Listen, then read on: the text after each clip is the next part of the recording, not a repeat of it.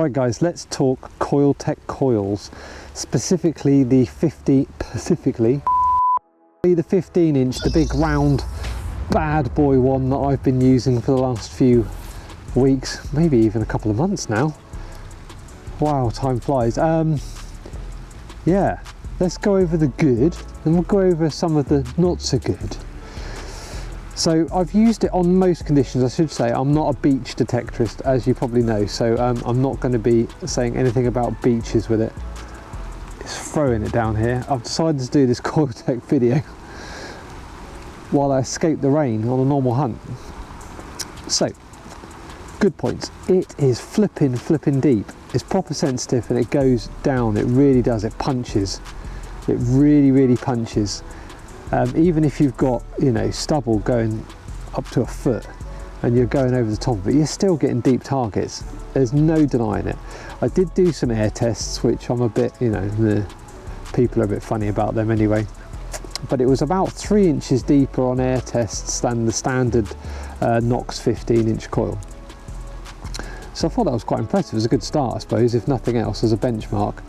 But performance has just been phenomenal. I've found tiny little coins, little cut halves, all the way up to big stuff as well, and it doesn't seem to have an issue with small stuff or big stuff. So performance there, really good. Can't grumble. I mean, I found that what I think is a Viking buckle with it, and I think that's fantastic. It's one of my best finds. And I found a couple of hammered. Oh, actually just one hammered today, but a tiny little silver 3p. And again, didn't miss it. Screamed. So that's really good. Pricing is fair, I think, for the quality. The build quality is really good. We could go on forever and a day about the lugs on the MINELAB machines.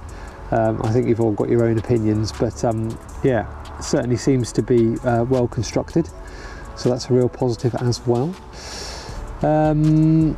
Let's move on to the less positives then, which is, for me, I suppose, the thing that's standard with all big coils, which is that it does weigh some, and it is significantly heavier than the Knox standard 15 coil.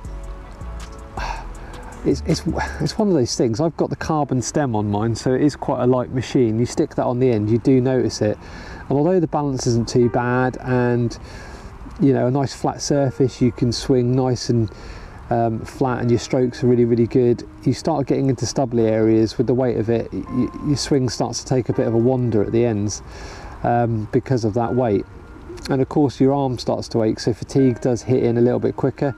I mean, I'll take it out all day and use it, but my arm the next day, my word, especially if you're not digging too many signals, because that does break things up a bit, doesn't it? So yeah, it's got that. I mean, it comes with the territory. You know, a bigger coil is going to weigh more, isn't it? But it's quite deep, it's thicker, it's heavier, you know, in all those ways. Pinpointing, it's difficult on this one, isn't it? If you use the pinpointer on your metal detector, it's a bit hit and miss with the Coiltek, I'd say. But if you just listen to the signals and sort of build that picture in your own head and then dig directly from that picture, if you know what I mean, where you're scanning across and you're just getting the beeps and you get forwards and back and you gather the size of what you're dealing with, it's fine. So as long as you're in tune with your detector and your coil, the pinpoint is fine. But if you rely on the pinpointer, it's just, like I say, a bit hit and miss. Double beeping, jumping a little bit, 16, 17, all the way to 21.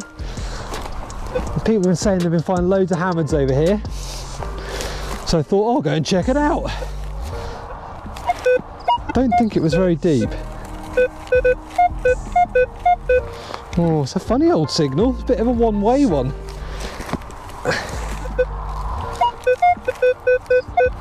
Right, I think she's out. Right, what have we got? Only other negative, I suppose, is target separation. It is a tough one because just by nature, by its size, it's going to cover more area and you're going to pick up more things.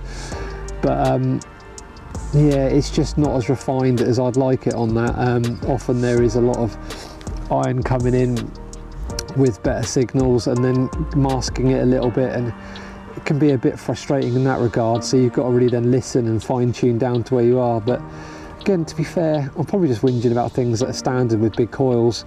You can't really escape the fact that you're going to pick up more with a bigger one. So I suppose, would I buy it over the standard 15-inch?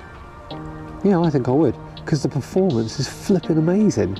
When it comes down to it, it just doesn't miss anything, and it just goes really, really deep. And that's, I think, with the Nox, that's what you want. You know, the performance on the Nox is phenomenal. You want quick and deep on some areas you go to, and that's what it does. So yeah, there you go. There's my thoughts on it. I've only used it for a couple of months, and that's been on arable and a little tiny weeny bit of pasture, but not much at all. And I found everything that I would expect to find normally, and I've done really, really well with it. So I hope that helps in some way. Please do go to LP, pop in my discriminator code. That should give you 10% off on any available products. Might be available on the Coiltek coils. Have to try it, see what happens.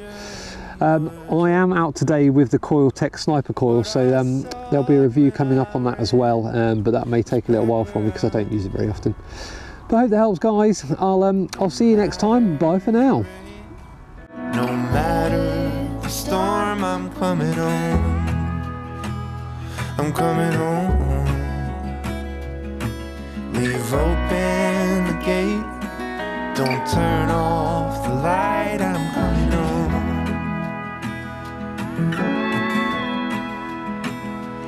Ooh.